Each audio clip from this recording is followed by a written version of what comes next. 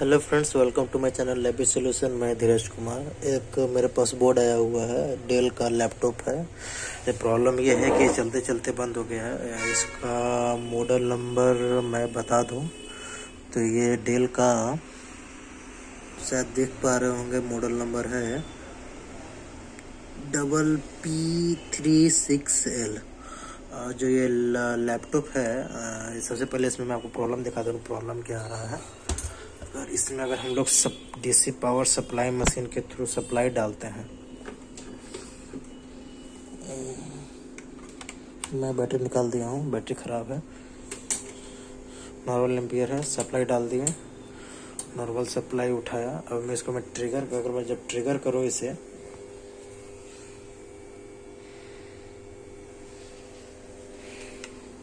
Fan चला, इसे condition देखिए क्या हो रहा है। ट्रिगर होगा 773 हो जाएगा, फिर ये बंद हो जाएगा। ट्रिगर होगा, कुछ देर होल्ड करेगा, फिर ऑटोमेटिक ये बंद हो जाएगा। मैं फिर से ट्रिगर कर रहा हूँ, इसको ऑन हो गया। एम्पियर देखिए, एम्पियर अच्छा खासा लिफ्ट किया, डाउन हुआ, फिर ये ऑटोमेटिक बंद हो जा रहा है।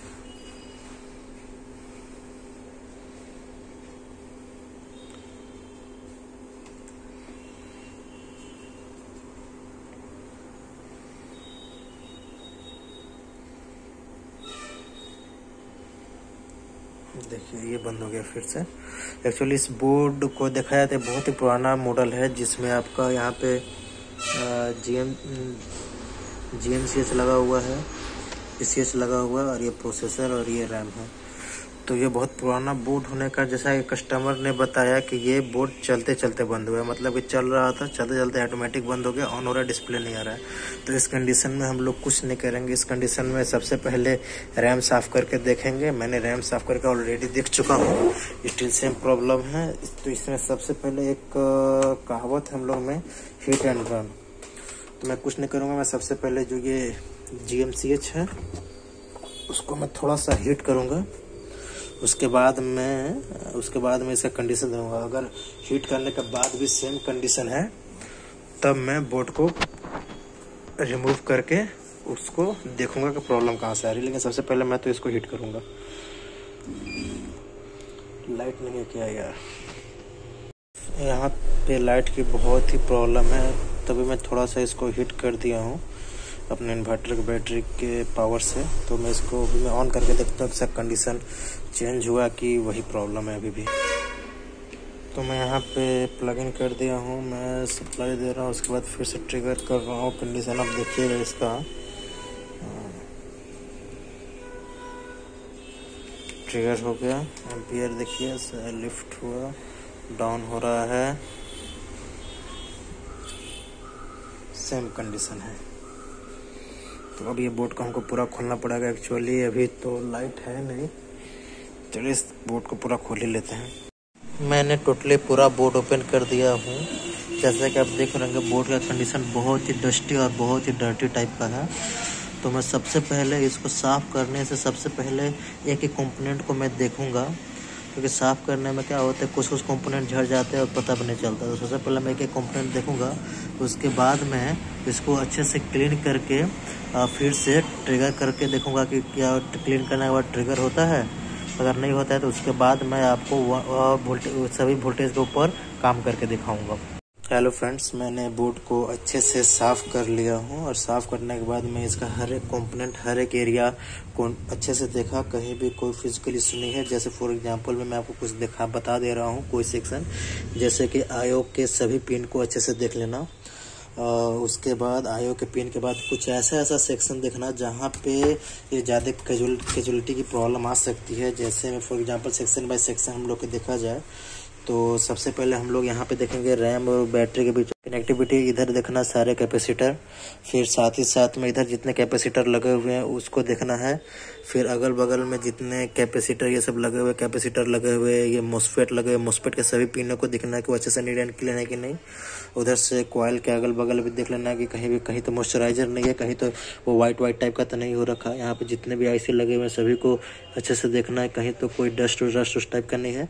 इतने देखने के बाद इतना देखने के बाद तो जैसा मैंने आपको बताया था कि कैसे टेस्टिंग करना है, वैसे मैं लाइव आपके सामने करके ही बताने जा रहा हूँ। मेरा मल्टीमीटर ऑन हो चुका है।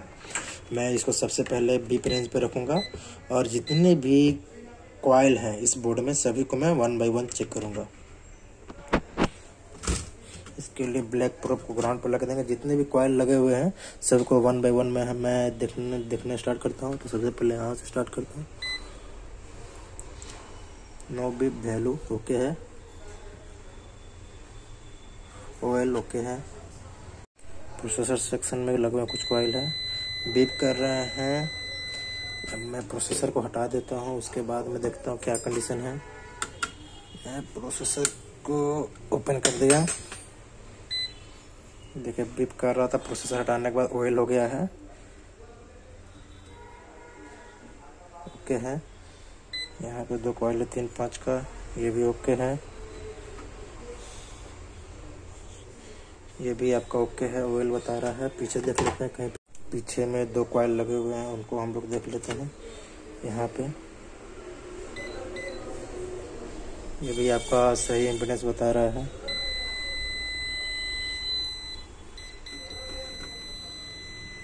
ये भी आपका सही इम्पीडेंस बता रहा है, इससे कोई इशू नहीं है। और एक्चुअली ये तो हो गया आपका कॉइल कटिंग, सभी सेक्शन का कॉइल ओके बता रहा है, कहीं भी कोई कॉइल में प्रॉब्लम नहीं आ रही है। उसके बाद मैं प्रोसेसर को लगा दे रहा हूँ।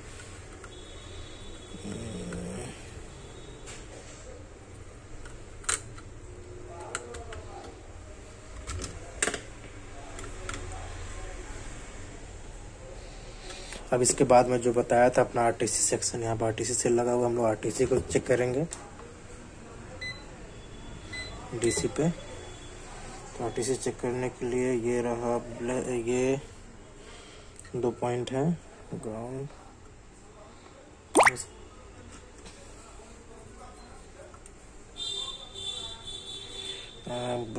आरटीसी का सप्लाई चेक कर लेते हैं। यहाँ पे इसका सप्लाई सही बता रहा है 3.1 वोल्ट। आरटीसी सप्लाई यहाँ पे सही है। इसके साथ लगे हुए 2 जो कंपोनेंट लगे रहते हैं यहीं पे हैं, उसको भी हम लोग चेक कर लेते हैं। ये रहे हैं कंपोनेंट, वो एक ये है, एक ये है, इसको भी हम लोग चेक कर लेते हैं। यहाँ पे है, आई होप ये होना चाहिए। इसके पास में ये है, 3 वोल्ट इनपुट हो रहा है, 3 वोल्ट आउटपुट भी हो रहा है। तो यहाँ पे लगा हुआ जो डायोड है वो सही से काम कर रहा है। और इसके बाद में अब हम लोग इसमें सप्लाई डाल करके देखते हैं कि क्या कंडीशन है। सप्लाई में यहाँ पे लगा दिया,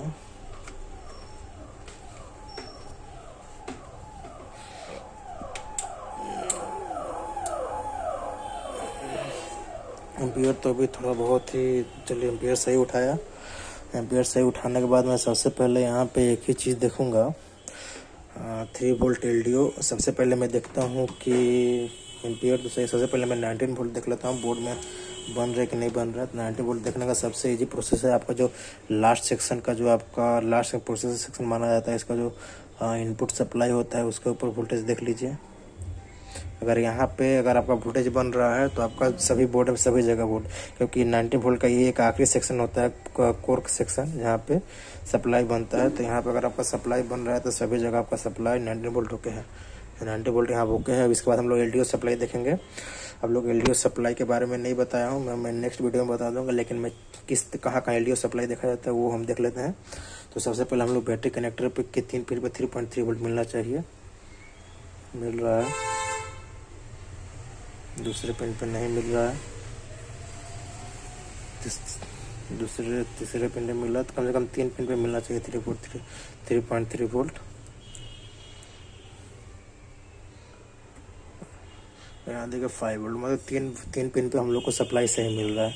इसके बाद हम लोग को मिलना चाहिए बैटरी कनेक्टर हो गया। उसके बाद हम लोग को मिलना चाहिए ऑन ऑफ स्विच पे। ऑन ऑफ स्विच यहाँ पे है, ऑन ऑफ स्विच पे 3.3 वोल्ट मिलना चाहिए हम लोग को कहीं ना कहीं।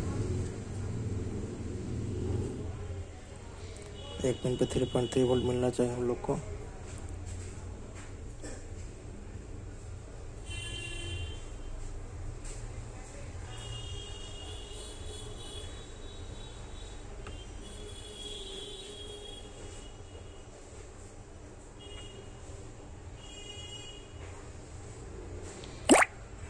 एक पिन पे हम लोग को 3.3 वोल्ट मिल रहा है यहाँ पे देख लीजिए। हम लोग को ऑन ऑफ स्विच पे भी 3.3 वोल्ट मिल गया। उसके बाद हम लोग को आयोग के चारों कोना पर से किसी 2 कोने पे 3.3 वोल्ट मिलना चाहिए।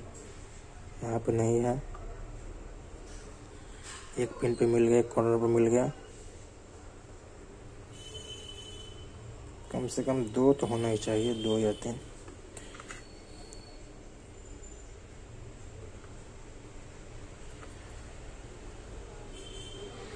दूसरा यहाँ रहा, यहाँ पे दूसरा है 3.3 वोल्ट, और तीसरा यहाँ पर रहा। तो आपको 3.3 वोल्ट एक इस कॉर्नर पे मिल जा रहा है, एक उसका अपोजिट कॉर्नर पे मिल जा रहा है, एक ये साइड में 3.3 वोल्ट मिल जा रहा है।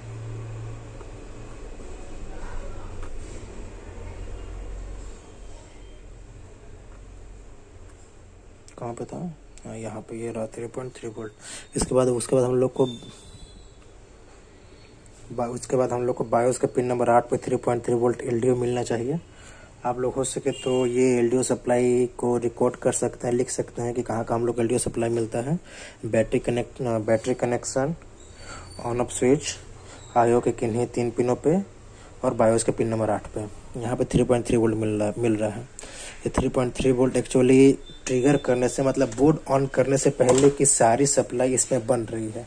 मतलब कि बोर्ड ऑन करने से पहले जितनी सप्लाई बननी चाहिए सारी सप्लाई बोर्ड पे अवेलेबल है।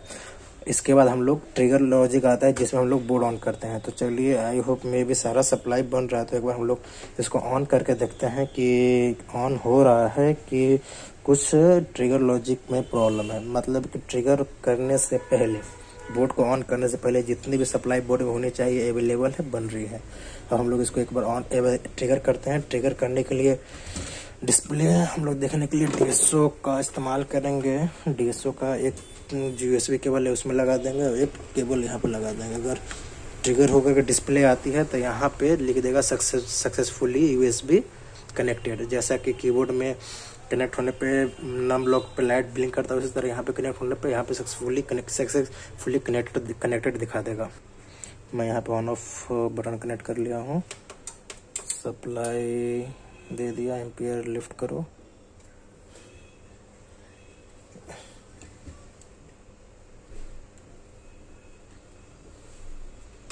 ये क्या प्रॉब्लम आ गया?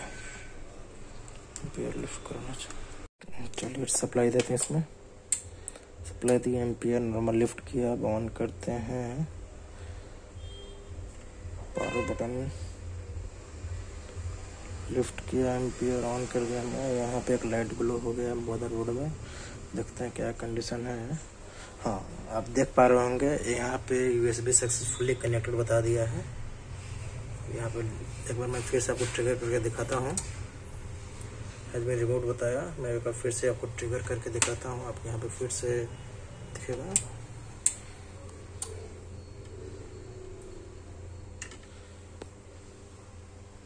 ट्रिगर हो गया, लाइट ग्लो कर गया, और यहाँ पे आएगा, देखिए सक्सेसफुली कनेक्टेड ट्रिगर कंप्यूटर। तो एक्चुअली सर अभी फैन नहीं लगा हुआ है। मैं इसमें आपको एक बार डिस्प्ले अच्छे से पूरा सेट करके दिखाता हूँ कि डिस्प्ले आया है कि नहीं आया है। दैट कहने का मतलब ये था कि इस टाइप का केस आता है तो आप इजीली नॉर्मल, इस टाइप का केस आता है तो नॉर्मली की स्टेप उठा करके आप कोई भी बोर्ड इजीली रिपेयर कर सकते हैं। लैपटॉप रिपेयरिंग उतना हार्ड नहीं है जितना कि बोला जाता है।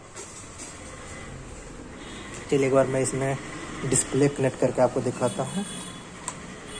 तो मैं यहाँ लैपटॉप को उसके चार्जर से कनेक्ट कर दिया हूँ। एक बार मैं इसको ऑन करके देखता हूँ। ऑन कर दिया, यहाँ पे लाइट ग्लो हो गई ऑन की। अब डिस्प्ले भी आ जानी चाहिए। एक्चुअली डिस्प्ले का मैंने एक से देख पा रहे होंगे, यहाँ पे डिस्प्ले नॉर्मली डिस्प्ले आ गई है।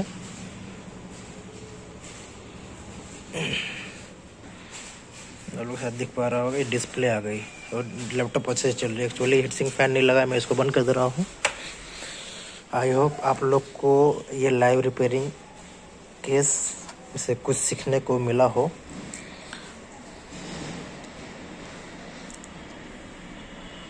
तो आज के क्लास में इतना ही। अगर आपके पास भी कोई भी केस आता है तो आप फर्स्ट स्टेप जो होता है आप इसी तरह ले करके उस लैपटॉप को इजी वे में रिपेयर कर सकते हैं। Thank you very much. जय हिंद, जय भारत।